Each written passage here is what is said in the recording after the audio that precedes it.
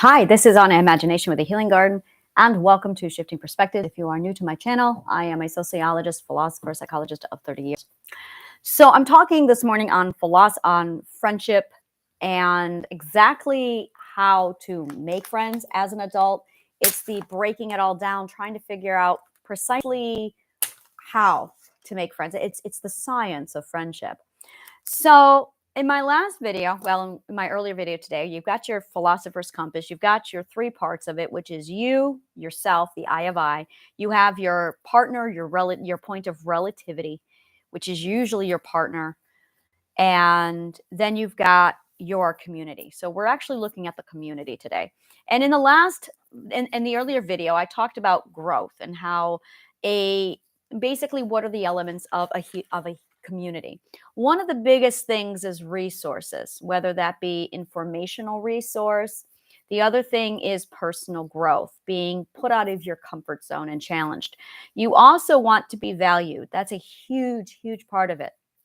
Because if you're not valued, if your own resources aren't valued, you're not entering into the communal exchange that's occurring. And there very much is a communal exchange happening, which we get into with the psychology of the reciprocity and gifting.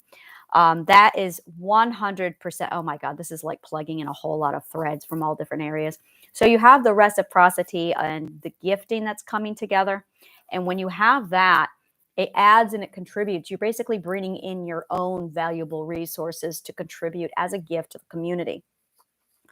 So if you don't know what your resources are, you're going to have a significant problem making friends.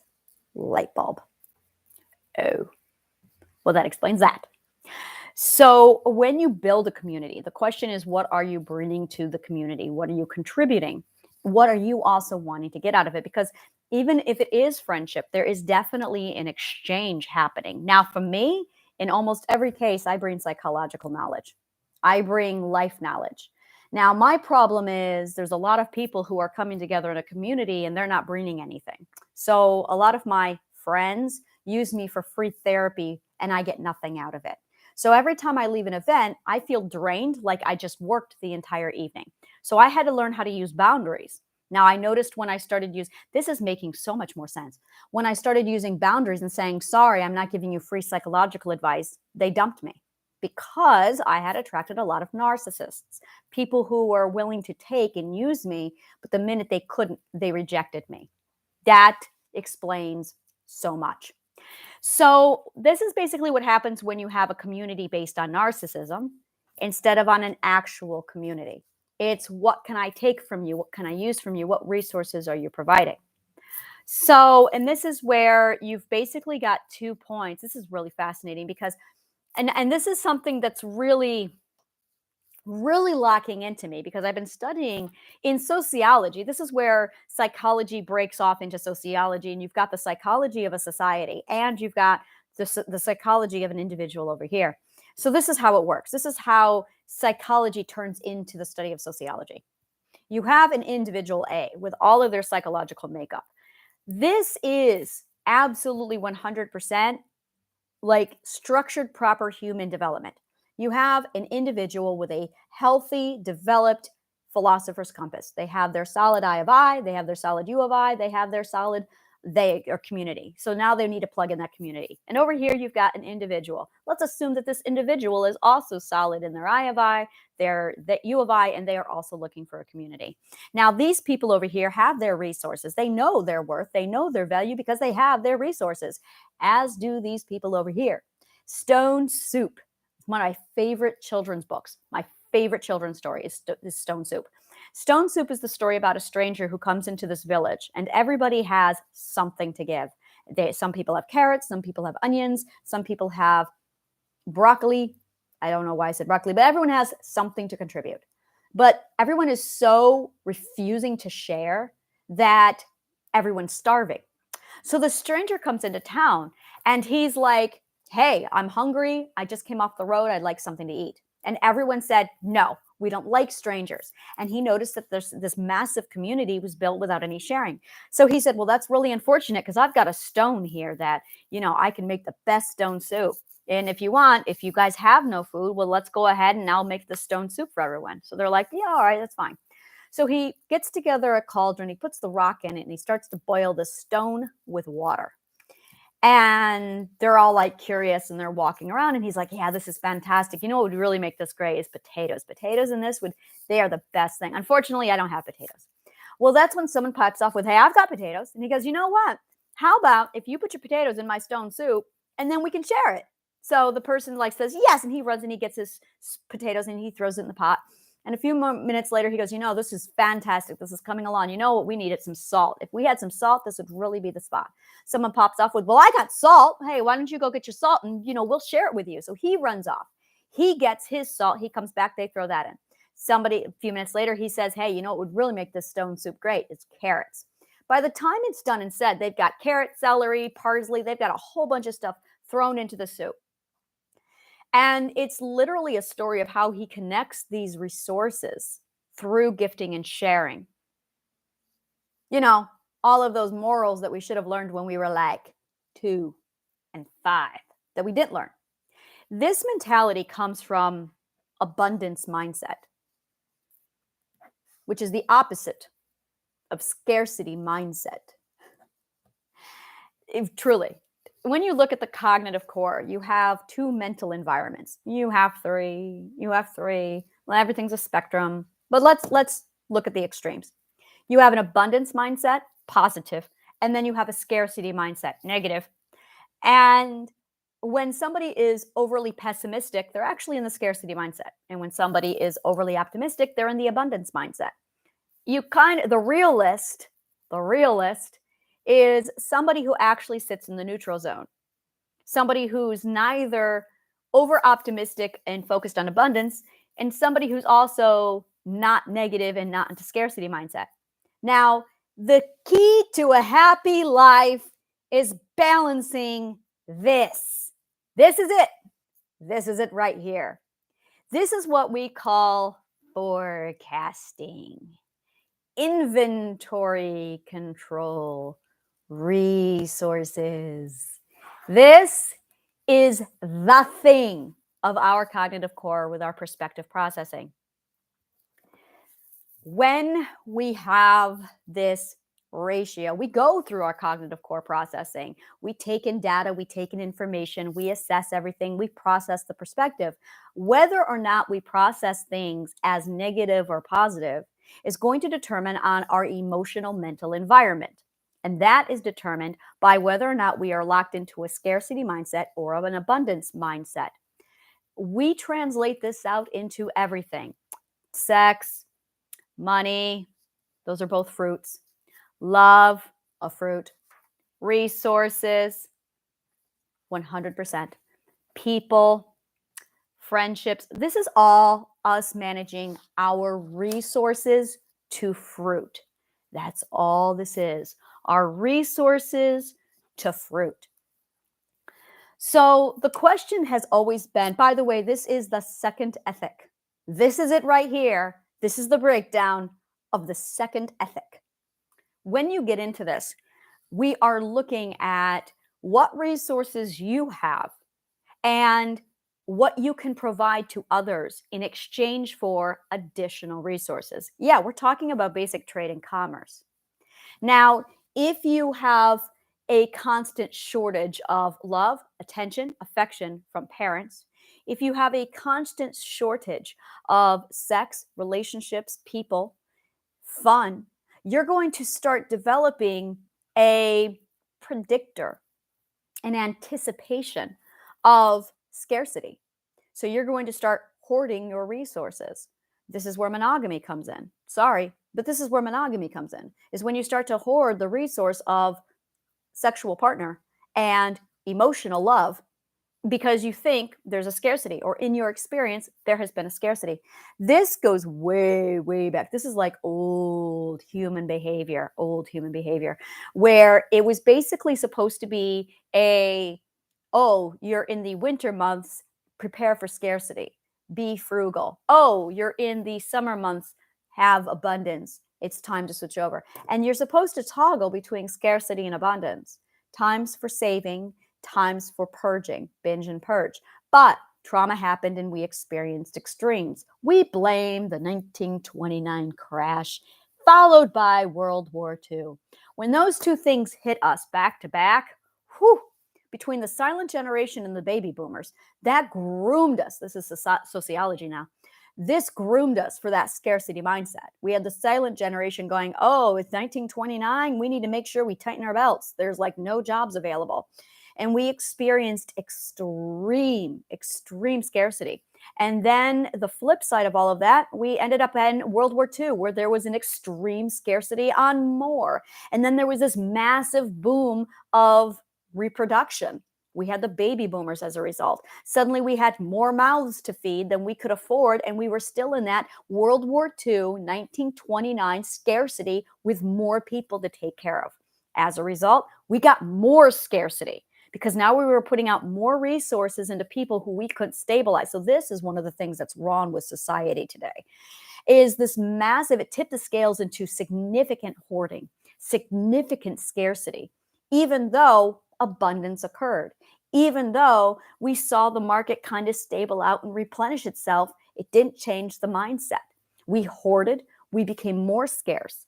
Now, when you're dealing with manifestation, the goal is to overcome this, to switch the negative polarity or the polarity of your subconscious mind from negative over to positive. To do this, you basically have to recalibrate your emotional mental environment. How to do it? Positive affirmations is a good place to start. What you're really dealing with here is your ability to identify inventory, actual inventory, and then resourcefulness. Count your resources. Now, this is where a lot of us really suck at inventory, taking our inventory. Really suck because we're in scarcity mindset. So we don't think. This is really it. As scarcity closes our minds. This is actually where prejudice comes from. Is we are so focused on saving resources that we start cutting out people we can afford. So prejudice helps us do that. That's part of the psychology of prejudice. And when you have an increase of scarcity, legitimately limiting resources like what the planet is seeing today, that's when people become violent and fight. Because, and this is what happens in shows like Walking Dead, is low resources, significant scarcity because people aren't producing, because people are now walkers. And as a result, there's more aggression, more demand for resources, which is why you see a lot of the resource battling located in Walking Dead, is because limited resources. It's why the war is going to war why the world is going to war right now, limiting resources. So when there are limiting resources, it's one of the first things that launches right into survival mindset. And the biggest challenge is consciously overcoming this. Now, here's the problem. If you do not know how to find your resources inside of you, this is going to seriously jam up your works, because you're going to assume, or you're going to feel like you don't have anything to contribute to other people. So you're not counting your full inventory because you're not seeing it. You become blindsided by you become blind to your own resources. This is hard. The problem is scarcity mindset literally blinds you to your own resources. So in order to contradict this, you have to open your mind so that you can see all of your actual resources.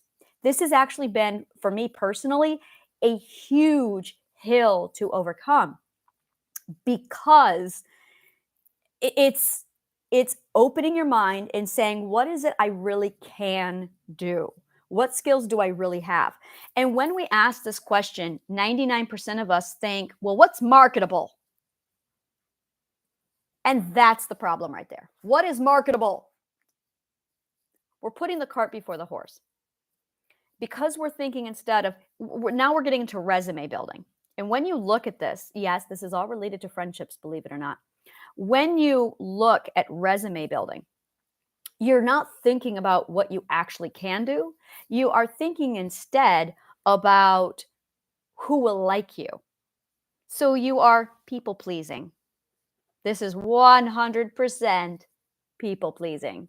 So you want to have a company, you want to build a business, you want to have money with your own schedule. But what are you going to sell? What do you offer? Now you have to really take an internal look inward to say, what is it that I can do? What is it that I want to do? But if you have people pleasing skills, you're not going to ask, what do I have to offer? You're going to ask the question, what will people buy? But you don't know what people will buy. Yeah, this is it right here. The question is, what will people buy? People will buy anything. People will buy Mickey shit on a stick if you put it for sale. Like, people will buy anything. You have to just find the right niche. But in order to do that, you've got to be real about who you are and what you can do.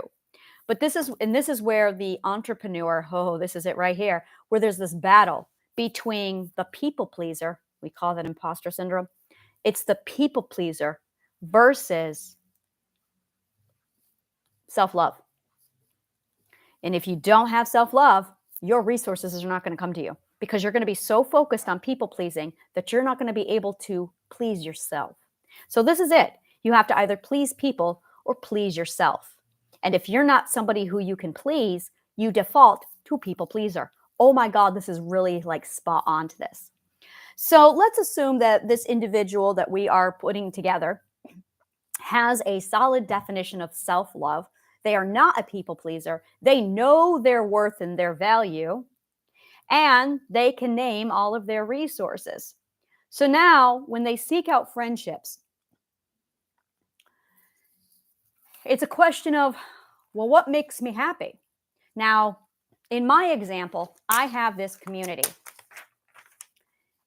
So watch this. I'm going to call this community Community X.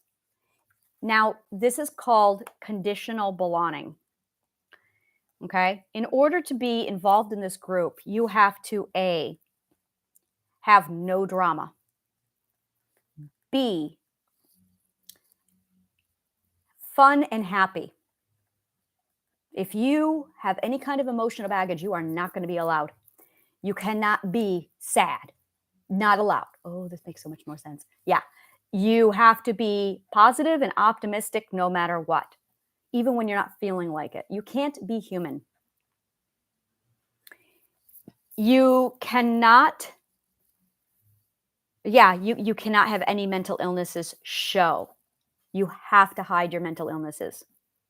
Now, this is conditional belonging. And you have to get along with everybody. Yeah. If you do not get along with everybody, they will cut you out faster than anything, because they want a happy, perfect, beautiful community. So they have 5 massive stipulations of conditional belonging that are literally impossible for anyone to fulfill. It's impossible. So your choice is wear a mask, present as expected, or get kicked out.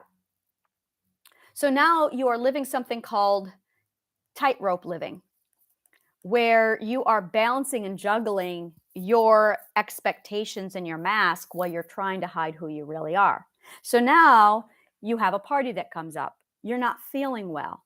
If it was an actual friendship circle, you could still go and feel better about going, because they would cheer you up. But because it's conditional belonging, your best bet is to now stay home. Now you're withdrawing, now you're being rejected, because if you go, you risk all of these clauses. And if you risk those clauses, you're not going to be welcomed. So I had, with this community, I have someone, I'm going to call this Community N. Yeah, I'm going to call this Community NV for a reason. Community NV was phenomenal. I have lost my shit many times with Community NV, and I still get an invitation. There was one night I was there too late. I passed out, and the host found me and nurtured me. He took care of me. He made sure I was taken care of. I always feel safe, welcome, and wanted at this place. And no matter what has happened in the past, the doors are still open. This is a solid community because there's no expectations. And I have severe social anxiety. So when I was at his place and I had a social anxiety problem, He was right there to make sure, let's help you take care of it. It's wonderful. And he gives me enough space so that I can step back and also take care of it over there. So I have this solid community NV with him. Now I have this other community. I'm going to call this one NM. And this community is 100% conditional. If you're easy and if you're unemotional, you're welcome. Lots of conditions. If you're not human, then you're welcome. But you have to be not human. I have this other community. Let's call this one K community. This K community, highly conditional. You have to be able to follow all of the rules precisely. And the minute you don't, you are literally only in this community if you follow the rules. It doesn't matter what you do, as long as you follow the rules, no matter what. So it's not, so now it's like this juggling act of which of these communities do I want to be part of. Now, anytime you come into a community, you're bringing together your resources. Now, when Community NV has an event, I'm making sure I'm bringing something to share. I'm making sure that I'm offering to set up, and it's wonderful. So there's definitely that resource gift and exchange occurring. With Community NM, this is where it got very conditional. The host basically was assuming an intimate relationship with me, and when he found out he couldn't have it, I was cut out because the resources he wanted from me, I was not offering. Again, highly conditional. So the other one was, again, highly emotional, where if you're not contributing, they don't want you. So the question is, what resources do you have that you're willing to partake with or bring to an event? It's not just happiness. It's not just presence and being a body. It's what resources do you actually have? So when you look at things like a potluck, when you look at things like a contribution and having fun, there's a lot of different factors to take into account. And a very good qualifier is if the people take the time to sit you down and break down, hey, who are you? Let's get to know you better. It opens up an entirely new avenue. If that's not happening at your other communities, it's not about you. It's a popularity contest where they are more focused on appearing popular than actually having people. So that's it really, is you've got contests, you've got communities where their primary goal is appearing popular. And then you have other groups where it's about that resourcefulness and the coming together. And the quality of community that you get, the quality of friendship that you get, is going to be contingent on what it is you're actually bringing to the party. But if you don't know your resources, then that's basically going to put you in a lower quality group, because now you're just going, well, I'm a body. Well, here's my body. I'm one more person that I can just throw into this mix. But again, if you're not bringing quality resources, you're falling flat. So as far as how to determine what resources you have, and this is where you really need to cut out the people pleasing and focus more on the self pleasing. So this is really, really hard. This is, oh my God, this is easily one of the hardest things for resources to really tap into. Self pleasing versus people pleasing. So one of the things that we're looking at is, instead of asking, how can they use me, which is literally what you're asking, is how can they use me? You're asking, what kind of a community do I want to support me? What kind of support or resources do I need? And it's a shift in priority. Now, I'm going to tell you right now, shifting your priority is the core to all mental healing. That is it right there. You basically, somebody who is mentally unhealthy has a priority in the wrong place. Their priority is people pleasing. Their priority is acceptance and love and belonging at the expense of the self. Wrong priority. When you finally decide to heal, one of the things you're doing is shifting your priority from other people and people pleasing onto yourself. Now, people pleasing can look like many things. A lot of people think people pleasing is one definition, and it's not. It actually materializes in a number of ways. People pleasing is acceptance and belonging. It is friendships. It is intimacy. It is love. It is no conflict. It is being loved. Now, this is what everyone thinks it is, oh, well, everyone loves me. I want everyone to love me. That's not it. That's not people pleasing. People pleasing is acceptance, belonging. It's being sure that you don't hurt people. So not hurting others. This is very common. This is like one of the most common people pleasings that's actually out there is an over vigilance of protecting people. If you are over vigilant at protecting people, you're people pleasing. And when you throw in a pacifist's and an empath's views and you self hate and you think, oh, I'm going to hurt this person, you're going to immediately associate, I hate myself because I keep hating people. I want to make sure I'm overprotective because I'm dangerous. You start to associate the self with danger that you then think you're projecting onto other people. So you're hurting other people because you keep choosing people who over internalize your actions. Got that? So when you have somebody who over internalizes your actions, you become the problem because you're choosing people who don't know how to use a boundary. So they over internalize. So you could be your authentic self and then boom, they will internalize that and immediately get hurt and they will project back onto you. Oh, you hurt me. How dare you be yourself? And now you've got that cycle going. This is people pleasing. This is people pleasing. And we're back to it again, division of responsibility. The division of responsibility is all about boundary settings. And again, we're back to the boundaries. Boundaries, I just need to do like a whole thing just on boundaries because every time I break down psychology, the answer is always communication and boundaries and division of responsibility.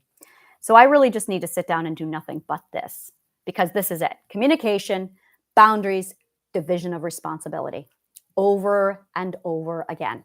Somebody who is an empath, somebody who is hypersensitive, somebody who self-loathes and self-hates is somebody who takes on 200% of the division of responsibility. Somebody who projects, somebody who is aggressive is taking on 0% of the responsibility. That's why they blame. That's why they're narcissists. So in the codependent relationship, you have a problem with division of responsibility. In the borderline personality disorder versus the narcissist, you have a division of responsibility. Between the addiction, the person struggling with substance abuse, and the empath, you have a division of responsibility. And what's going on is the empath, the internalizer, is always taking on the responsibility of themselves and others. I am responsible for your feelings. I am responsible for your emotions. I am responsible for your failures. I am responsible for your. And that's it right there. Over and over again. I am responsible for your. And we do this with our friends. We do this with our community. We do this with our partners. If you are not using boundaries properly to properly establish the division of responsibilities. And when that happens, it really puts things in balance. Once you start to establish boundaries. Boundaries are not about you protecting your physical body with words. That is not at all what boundaries are about. And I have another video I'm going to be starting here shortly where I talk about just this, but this is it exactly. So once you understand the division of responsibility and you understand your resources, that you are bringing something to the party, that you have things to give. Let's completely reverse this around. It's I have value. It's a belief that you have value. And it's a belief that you have something to contribute to a community, to a friendship community. And the question is, what are you contributing to a friendship community? What is it that you have to give to a community of friends? What are you presenting? And it's funny because I remember speaking, this is about a week ago, I had a luncheon with a friend and we talked about this. And he said, you have to have money. Now that's true. Community K all about money. Community NM, no, no, yeah, there was money there. There was money there. And community NV, no money. It was about friendship. And that's it, is when you use money to lure in friends, when you use large events to lure in friends, you're bringing in the wrong type of people. Because now it's about, oh, look at that, a free party where I can take resources without contributing. Is that really the mentality you want to be involved with? And this is again where it's, what kind of a nurturing environment do you want? Because that's really what a friendship community is. It is a nurturing environment for your growth. So yeah, choose it wisely. It's a nurturing environment designed for your growth. It is a play party. It is a play date. Bottom line, you have a play date. And if you are not looking for a nurturing environment for your growth, then what are you doing with it? That's why we set up play dates. When we were children, especially, our parents were trying to get us into a social setting where we would develop, because we needed to socialize, because we were trying to nurture growth. And here we are as adults having no conscious awareness of any of this. So we're out there looking for friends without any concept about what that entails, what is part of this, and where it leads to. So I'm going to leave this here. Thank you so much for joining me. If you love shit like this, like, subscribe, follow, comment below. Let me know what part of the show resonates with you. And if you want to learn more about what I do and what I offer, click on the link below. Thank you so much, and may the kindest of words always find you.